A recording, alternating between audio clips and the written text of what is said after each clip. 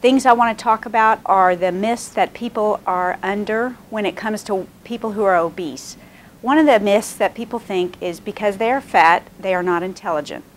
That is not true. That obesity has never affected intelligence of a person.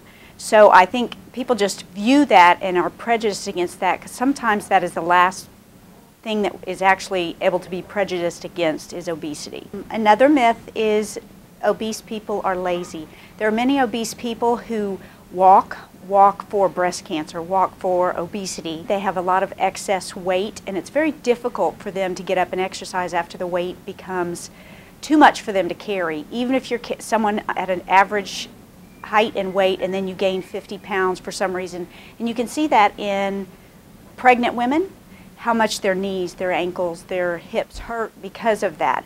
And then they've gained the weight from that, and it just compiles onto that. The surgery just helps them lose the weight so they can truly get back into life and be active. Another myth that we have is that all obese, or most people will say fat people, just need to push themselves away from the table and they will lose weight. That is a horrible myth to put on someone, because it's a certain amount of calories and how they absorb those calories. And if you truly knew how fat is made and what fat causes and changes in the body, along with genetic factors, you'd know pushing away from the table just isn't it. Most of our patients have been on diets upon diets and diets, and they've lost 100 pounds, they've lost 50 pounds, they'll end up gaining it back because they're not trying to restrict themselves to 1,000 calories.